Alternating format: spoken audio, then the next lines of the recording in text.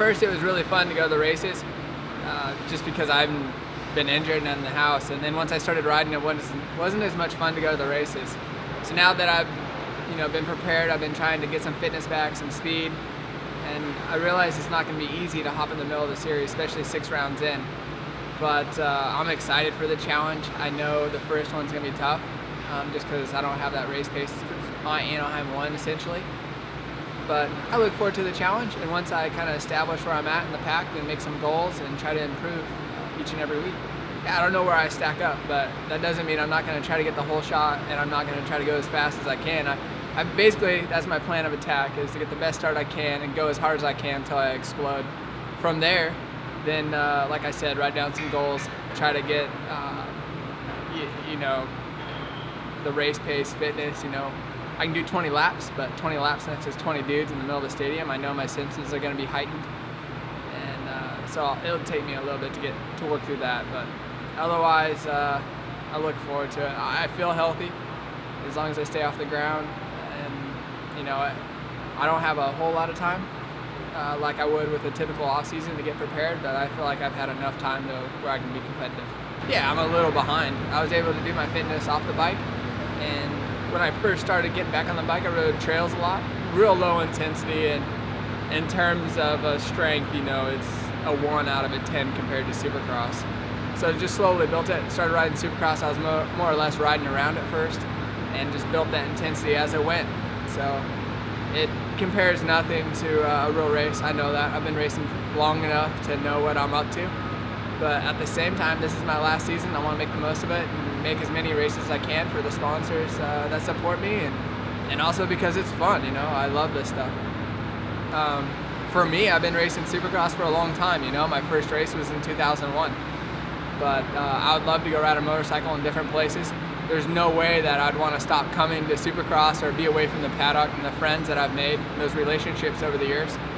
But in the same way I'm looking forward to the challenge on Saturday night, I'm looking forward to new challenges on 2 wheels. And whether that's in front of 50,000 people or in front of 2 people or riding with my son or wife and whoever that may be, friends, I want to keep experiencing new things on 2 wheels, dirt bikes, and be around people that have that similar passion for riding.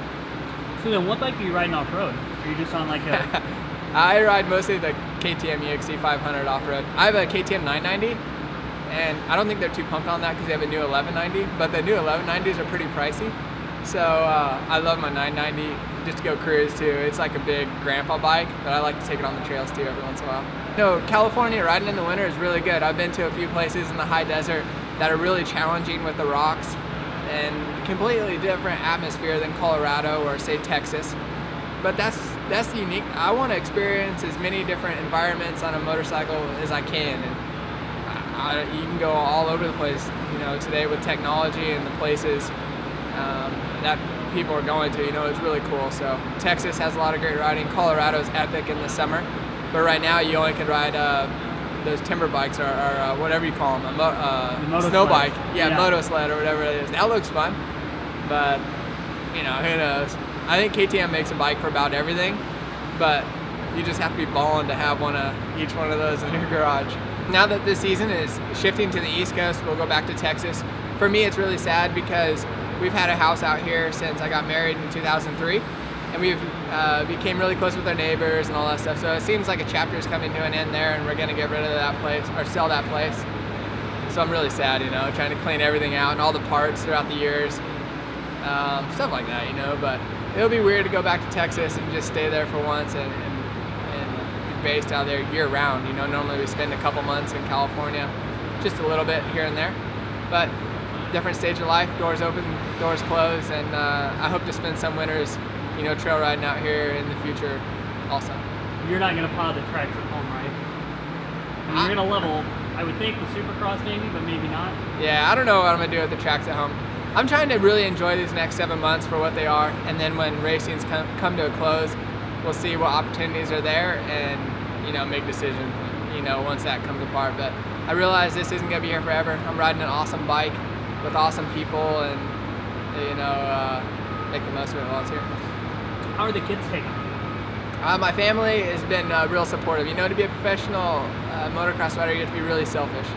and you have to dedicate everything. So now that my kids are getting older, they understand what I do and the importance of rest and riding and dedication, all that stuff. So, but for them, they've learned to be really flexible, going in and out of schools and stuff like that. And I think they're a little bit sad as well. It's been the first time that they've been sad that they're leaving California for a little bit, and they understand that they probably will never come back unless it's to visit their aunt and uncle, and our neighbors, I hope.